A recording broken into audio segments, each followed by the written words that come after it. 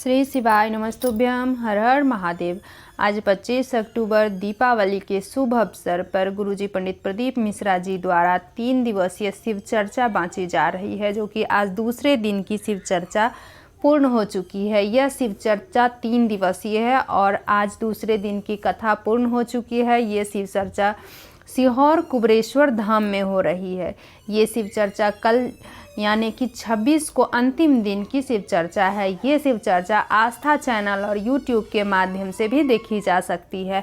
आज की दीपावली शिव चर्चा बहुत ही अत्यधिक रोचक जानकारियों से भरपूर थी और महत्वपूर्ण जानकारियां भी गुरुजी दिए हैं। आज की कथा में गुरुजी नरक चतुर्दशी के पूजन की सामग्री और पूजन विधि बताए हैं। इसके साथ ही नरक चतुर्दशी के दिन किए जाने वाले बिल्कुल नए उपाय बताए हैं।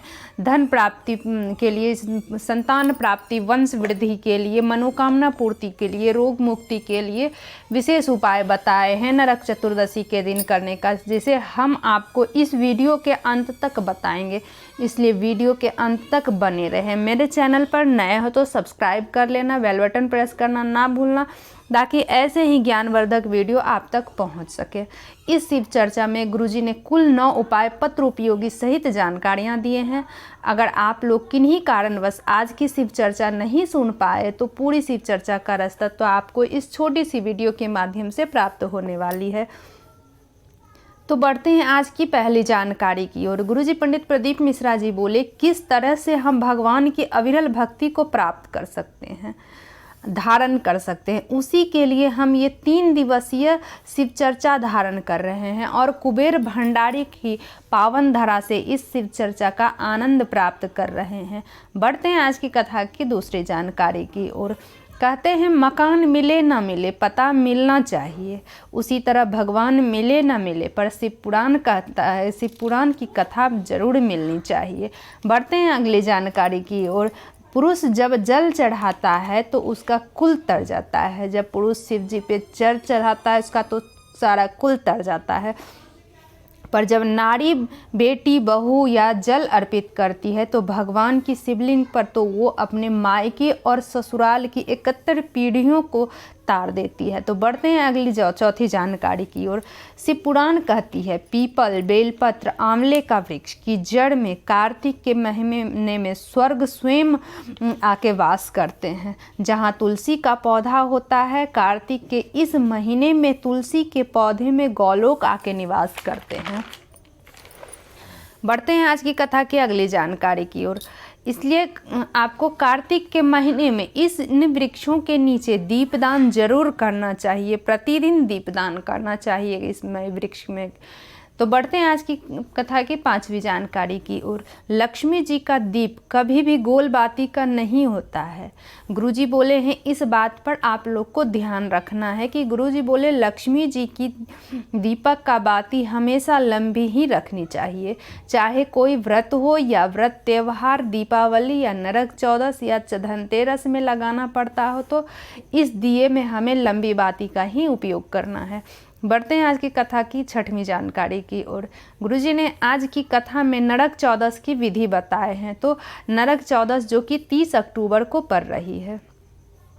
नरक चौदस में सबसे पहले आपको जिस स्थान पर पूजा करनी हो, आप एक स्थान सोच लें कि पूजा आपको जहाँ भी करना हो तो वहाँ पे अच्छी तरह से पोंछ लें और वहाँ पे आपको जहाँ पे आपने पोछा लगाया है, पोछे हैं, वहाँ से हल्दी से और आटे से स्वास्तिक बना ले। उस स्वास्तिक में आपको गेहूं के कुछ दाने रखना है या चावल के दाने, जो भी आपके पास अवेलेबल हो। तो आप उस स्वास्तिक पे गेहूं के दाने या चावल के दाने आपको रखना है। अब स्वास्तिक के ऊपर चौकी रखनी है।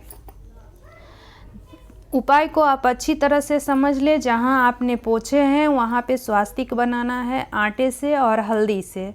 2 लाइन दे करके स्वास्तिक बनानी है आपको और उस स्वास्तिक पे चावल या गेहूं के कुछ दाने रखना है और स्वास्तिक के ऊपर ही आपको चौकी लगा देना है।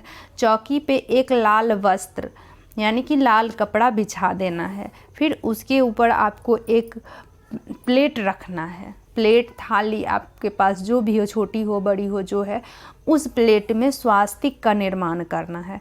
उसमें भी आपको गेहूं या चावल के दाने कुछ अर्पित करना है। फिर आपको एक सिक्का लेना है। सिक्का चांदी का हो या 1 का सिक्का हो, 2 का सिक्का हो, 5 का, 10 का, जो भी आपको हो ले लेना है। और उसमें ध्यान रहे मौली लपेट देना है, कच्चा धागा जो बोलते हैं उस सिक्के में लपेट देना है। अब करना क्या है, घी का दिया आपको लंबी बाती वाला लगाना है। घी का दिया आपको लंबी बाती का बनाना है। दीपक आटे का चौमुखी दिया बनाना है। दीपक आपको बनाना जो है आटे का चौमुखी दिया बनाना है और लक्ष्मी जी के सीधे हाथ की ओर आपको रख देना है उस दीपक को प्रज्वलित करके। चौमुखी दिया यानी कि 4 बाती वाला दिया आटे का बनाना है और 4 बाती दे करके उसको जला के लक्ष्मी जी के सीधे हाथों की ओर रख देना है। साथ ही एक तेल की लंबी बाती का भी दीपक लगाना है आपको और उसमें सरसों तेल या मीठा तेल आपको डाल देना है। अब आपने जो सिक्के लिए हैं उस सिक्के को मौली से लपेट देना है। ध्यान रहे आटे का दीपक चौमुखी बनाना है। चौमुखी दीपक भी आटे का ही बनाना है और एक दीपक जो आपने दूसरा दीपक तेल वाला बनाया वो भी आटे का ही होगा। दोनों दीपक आपको आटे का ही बनाना है। तेल वाले दीपक में आप पीला सरसों या काला सरसों थोड़ा डाल देना है। जल का छिंटन कर देना है। कुमकुम, हल्दी, पुष्प, मौली जो भी है आपके पास, जो भी पूजन की सामग्री है आपको अर्पित कर देना है लक्ष्मी जी पे। इसके बाद मीठा प्रसाद अर्पित कर देना है। अब पूजा की सामग्री में आपको 5 अमर बेल के टुकड़े अर्पित करना है। जो अमर बेल को हम उपयोग करते हैं वो वंश वृद्धि के लिए किया जाता है। इसके बाद 5 हल्दी के गट्ठे अर्पित करने हैं। हल्दी के गट्ठे धन वृद्धि के लिए होते हैं। इसके बाद आपको 5 कमलगट्टे अर्पित करने हैं माता लक्ष्मी को प्रसन्न करने के लिए। ये कमलगट्टे अर्पित किए जाते हैं। अमर बेल और हल्दी के गांठ आपको हाथ में लेके अपनी मन की कामना करते हुए माता लक्ष्मी को अर्पित कर देना है। घी का दीपक जो आपने माता लक्ष्मी के पास सीधे हाथ की ओर रखे हैं उसे उठाकर माता लक्ष्मी की आरती कर देना है। इसके बाद वापस वहीं पे आपको रख देना है दिया को। इसके बाद तेल का दीपक उठाइए और अपने पूरे घर में सब जगह जो 1 बाती वाला दीपक आपने जो तेल का बना रखे हैं वो दीपक आपको वहाँ से उठाना है और उठा के अपने पूरे घर में घुमा दे। घर के हर जगह घुमा देना है। घुमाते समय घर के सभी दरवाजे खुले रखने हैं। इसके बाद उस दीपक को मुख्य द्वार के बीचों बीच रख देना है। जो आपका मेन गेट होता है, मुख्य द्वार होता है, उसके बीचों बीच आपको रख देना है। कुछ देर के लिए अपने सारे दरवाजे खुले रख देना चाहिए। माता लक्ष्मी का स्मरण करते हुए, श्री शिवाय नमस्तुभ्यम बोलते हुए माता लक्ष्मी के पास बैठकर प्रणाम कीजिए और झोली पसार कर विनती कीजिए, माँ हमारे घर में निवास करो, आपका हमारा भंडार हमेशा भरे रहे, कभी खाली ना हो। हे माँ, जैसे हम दामोदर मास की कथा सुन रहे हैं उससे जाना कि लक्ष्मी शिव आज्ञा से, नारायण की आज्ञा से घर में आते हैं, वैसे ही हम पर कृपा कीजिए और हमारे घर में प्रवेश कीजिए। बढ़ते हैं अगली जानकारी की ओर। चतुर्दशी में गुरुजी बोले शरीर में बहुत रोग है, बहुत कष्ट है, तो आपको एक कलश में ये उपाय आपको 30 अक्टूबर को करना है। ये किसी भी दिन ये उपाय नहीं किया जा सकता है। हाँ, चतुर्दशी के दिन ये उपाय आप कर सकते हैं। उस दिन 14 है, नरक चतुर्दशी है, 30 अक्टूबर के दिन, उस दिन ये उपाय बहुत फलदायी होगा।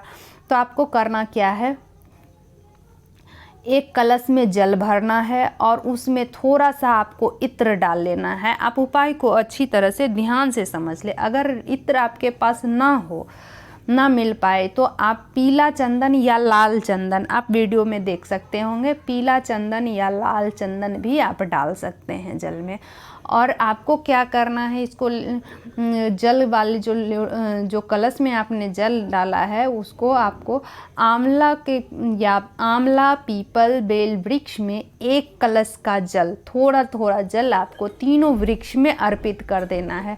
उसी कलश का जल आपको तीनों वृक्ष में डालना है। इस बात का आपको ध्यान रखना है। एक ही कलश का जल, जो आपने एक कलश में जल भर के रखा है, जिसमें आपने इत्र डाल रखा है या कुमकुम चंदन जो भी हो आपने डाल रखा है, उसी एक ही कलश से आपको थोड़ा थोड़ा तीनों वृक्ष में आपको ये जल डाल देना है। ये उपाय आपको 30 अक्टूबर को ही करना है या किसी भी चतुर्दशी के दिन कर सकते हैं। 30 अक्टूबर के दिन नरक चतुर्दशी है, तो उस दिन ये उपाय बहुत ही फलदायी होगा।